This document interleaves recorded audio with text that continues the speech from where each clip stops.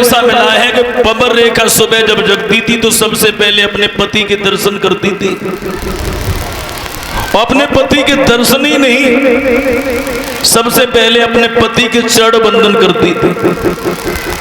अब इतनी माताएं बैठी हुई, हम सवाल करें कितनी माताएं हैं जो अपने पति के पैर छूती हैं सुबह उठ के हाथ ऊंचे करना? 10% लगभग सभी। अब पति के दर्शन की बात अब कहां है?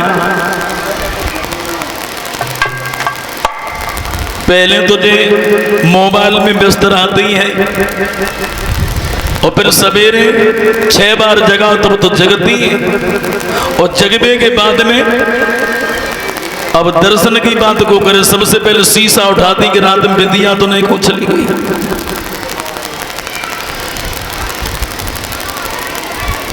लेकिन भाइयों, पहले हमारे देश की जो माताएं थीं अपने पति के दर्शन करती थी, पति अगर बाहर जाते थे आरती किया करती थी। लेकिन बदलाव हो गया,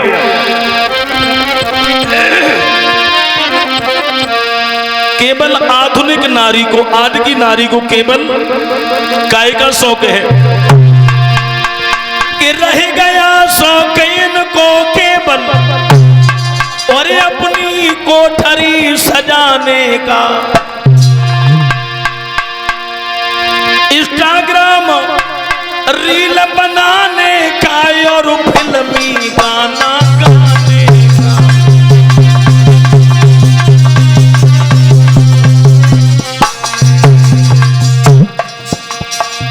केवल 2 शौक रह गए, केवल अपनी कोठरी सजाना और मोबाइल पर देखो लड़कन से ज्यादा अब लड़किन की बाहर आई गई है, रील बनाएगी। घर में देखो 10 दिना से झाड़ू नहीं लगो, कोई मतलब ना। मोरी बजाई के देखो 6 दिना से सब्जी के लिसरे बर्तन डरे, कोई मतलब ना। हड़िया की तरफ देखो तो कुत्ता कबड्डी खेल रहे, कोई मतलब ना। बच्चन के चेहरा की तरफ देखो तो मोमबत्ती की फैक्ट्री चल रही है, कोई मतलब ना है। मम्मी की तरफ देखो तो मालूम श्रीदेवी है भैया ये शूटिंग करे बे खेले।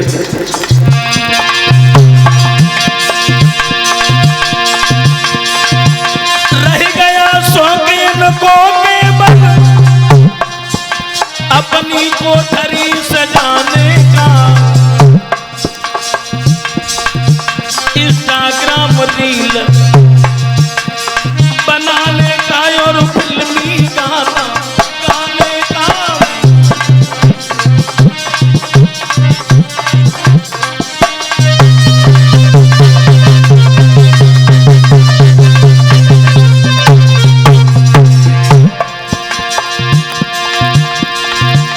तुम ही वो पर्दे वाली थी जो रण में धूम मचाती थी। तुम ही झांसी की रानी थी, दुष्टों को मारे भगाती थी।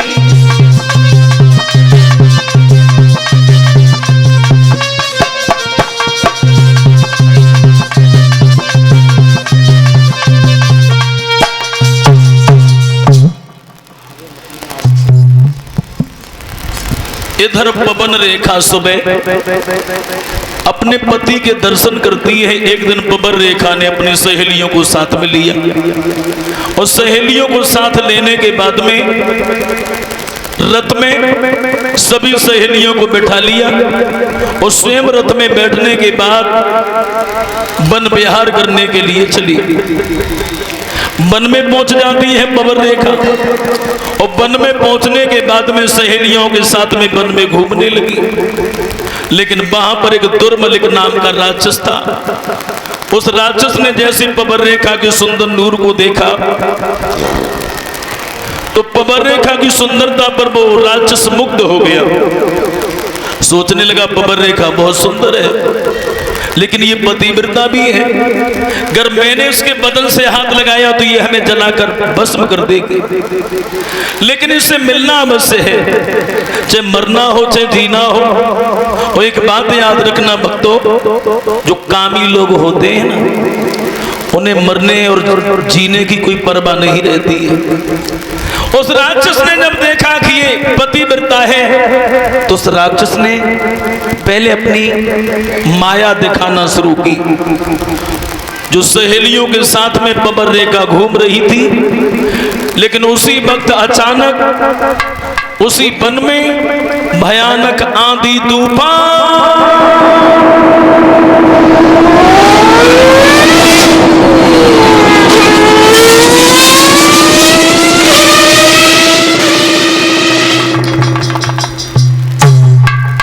भयानक आंधी तूफान आने लगा। जो हवा चल रही थी वो तूफानों में बदल गई। बबर रेखा अपनी सहेलियां से बिछुड़ गई। बबर रेखा रोने लगी, लेकिन वो राक्षस था, उसने भेष बदल लिया और बबर रेखा के पति उग्रसेन का रूप धारण कर लिया। बबर रेखा के पास में आया और वो राक्षस बोला, बबर रेखा, बबर शेर की पत्नी होते हुए गीदड़ों से डर रही है। अरे क्यों डर रही है? बबर रेखा बोली, स्वामी मुझे बहुत डर लग रहा था, लेकिन आप कैसे आए? तो राक्षस कहने लगा, बबर रेखा, अरे तुम्हारे ऊपर जब जब मुसीबत आई तो मैंने तुम्हारा साथ कब नहीं दिया? एक बात बताएं। बोला वो राक्षस,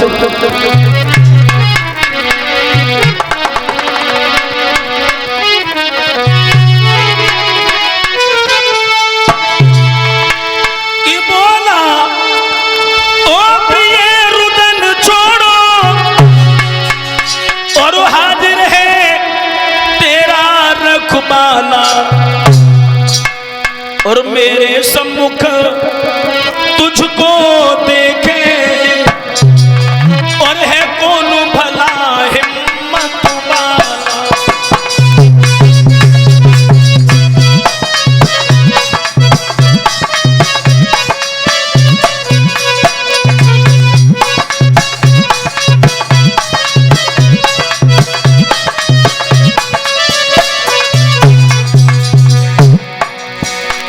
बबर रेखा, मेरे सामने मजाल जो तुम्हें कोई गलत नजर से देख सके, वो पतिव्रता मान नहीं समझ पाई।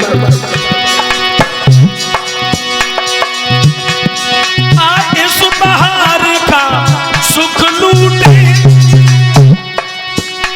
जीवन भी बन को दिखलाए, इस बन के खिले हुए गुलहे उनको जीवन से शर्माए।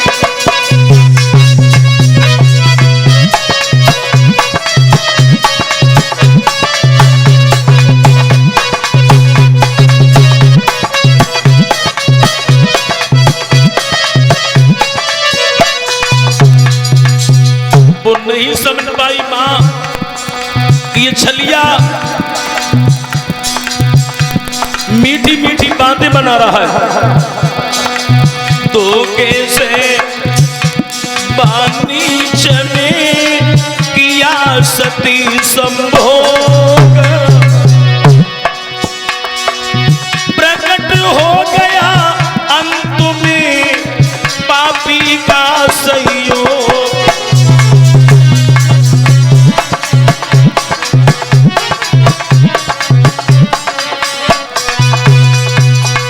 बबर रेखा के सतीत्व को नष्ट कर दिया राक्षस ने। अंत में अपने राक्षसी रूप में आ गया, और जैसे राक्षसी रूप में आया तो बबर रेखा घबरा गई। कौन हो तुम? तू अभी हमारे पति के रूप में खड़ा था। पापी राक्षस, तेने ये क्या किया? ये क्या किया तेने? तेने मेरे पवित्र दामन पर धब्बा लगा दिया। और दुष्ट, मेरे शरीर में वो पतिव्रत धर्म की शक्ति नहीं रही, न मैं तुझे जलाकर भस्म कर देती। राक्षस बोला बबर रेखा मैंने तुम्हारे साथ कुछ गलत नहीं किया, मेरे अंश से एक ऐसा बलवान बालक जन्म लेगा। बबर रेखा कहने लगी कैसा बालक हो सकता है, तेरे जैसा राक्षस नीच मक्कार और कैसा हो सकता है। राक्षस बोला बबर रेखा तुमने सत्य ही समझा, राक्षस होगा लेकिन बलवान बहुत होगा। राक्षस तो होगा लेकिन इतना बलवान होगा, इतना बलवान होगा कि इंद्र अगर आ जाएगा तो वो भी नहीं जीत पाएगा। एक बात सुनो कि मेरे समान योद्धा होगा और मैं कोई जीत न पाएगा। राजा नर की तो अरे बात कहा, बस इंद्र हार के जाएगा।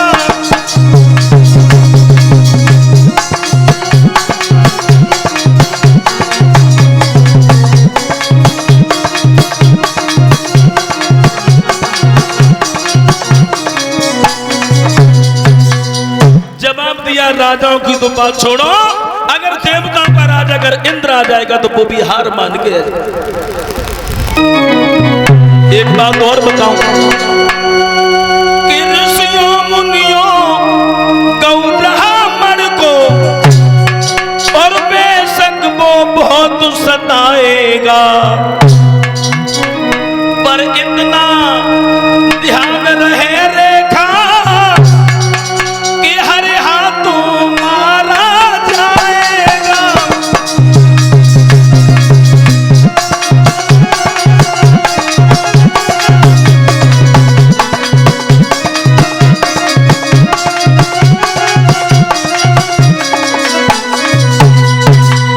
राक्षस कहने लगा बहुत बड़ा बलवान होगा, इंद्र हार मान के जाएगा, ऋषि ब्राह्मणों को भगवान के भक्तों को बहुत सताएगा और उसे मारने के लिए स्वयं भगवान को आना पड़ेगा। बबर रेखा कहने लगी दुष्ट क्या करूं, मैं लाचार हूं, मैं मजबूर हूं। मेरे शरीर में अगर पतिव्रत धर्म की शक्ति होती तो मैं तुझे जलाकर भस्म कर देती। और बबर रेखा रोने लगी कि तेरो हुई सत्यानाशी, अभागे धर्म बिगाड़ो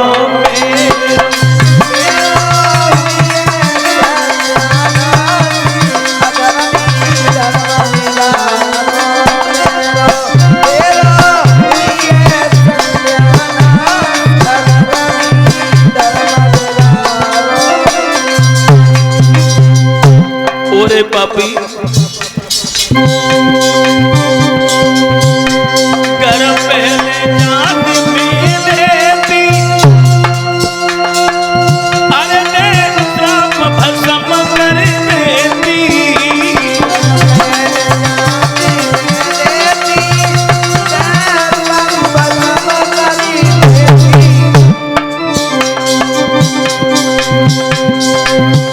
अरे पहले जान भी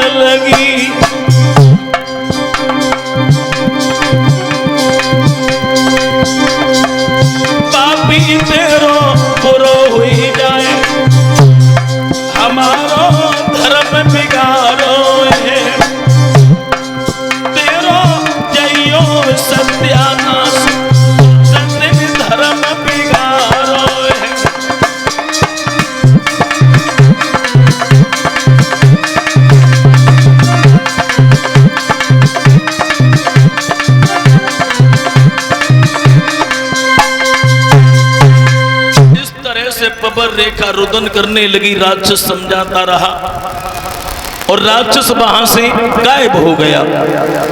बबर रेखा अपनी सहेलियों के पास में आई है, लेकिन ये बात किसी को नहीं बताई।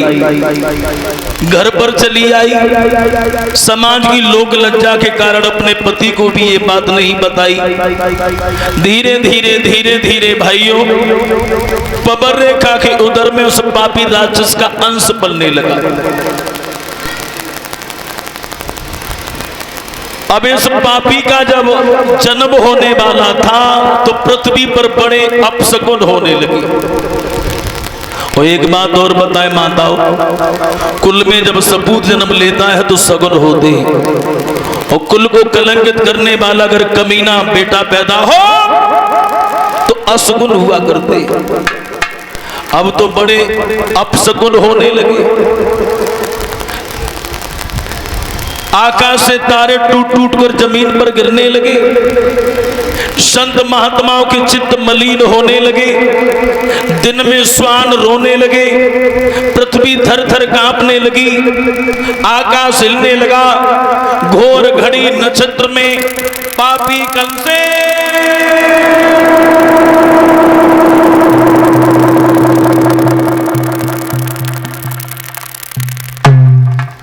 घोर घड़ी नक्षत्र में पापी कंसेश का जन्म हुआ।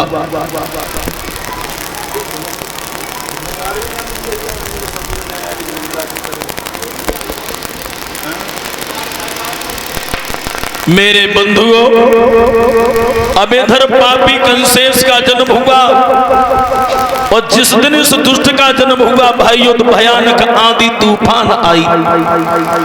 कैसी आंधी तूफान? कि पैदा होते ही बालक के और आंधी तूफान मचान लगी, और पृथ्वी का भी आकाश हिला, और कछ महाप्रलय सी आन लगी।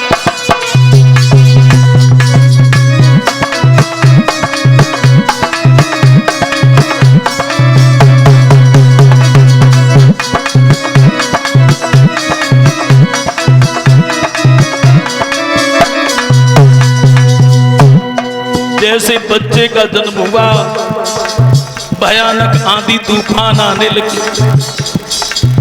आकाश हिलने लगा,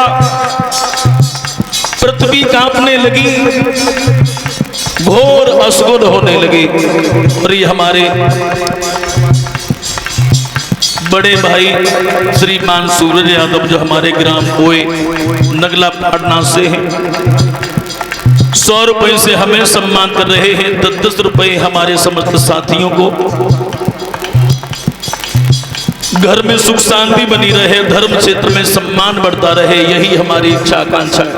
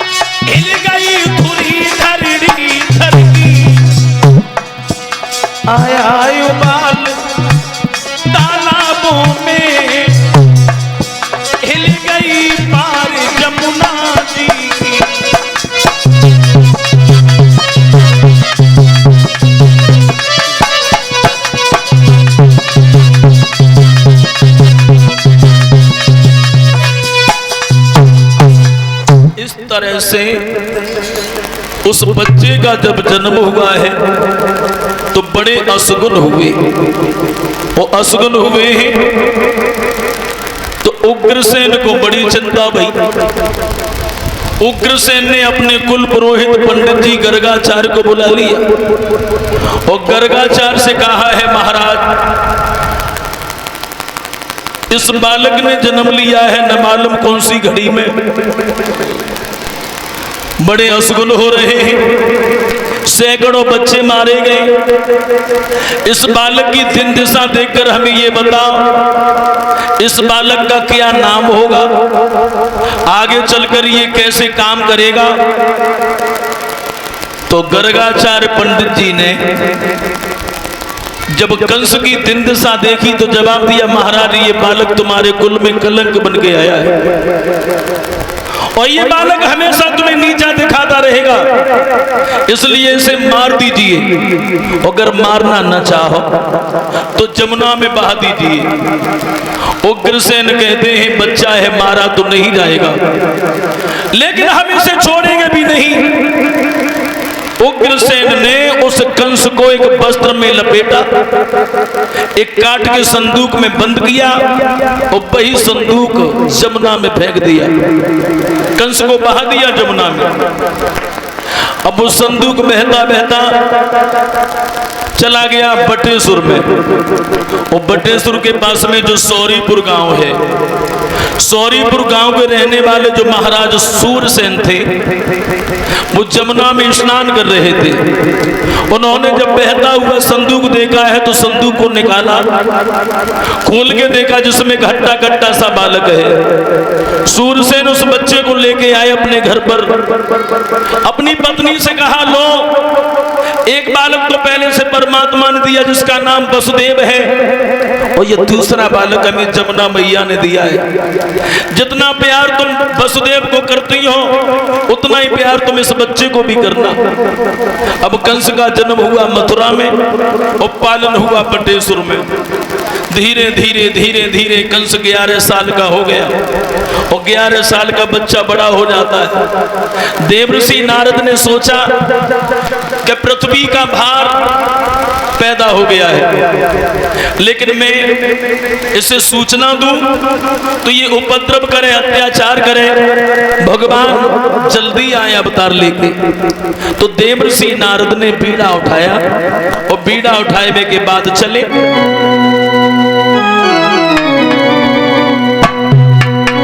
कि लक्ष्मी नारायण नारायण हरे हरे, लक्ष्मी नारायण नारायण हरे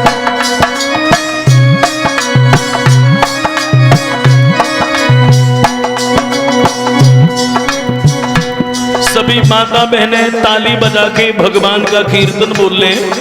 राम कथा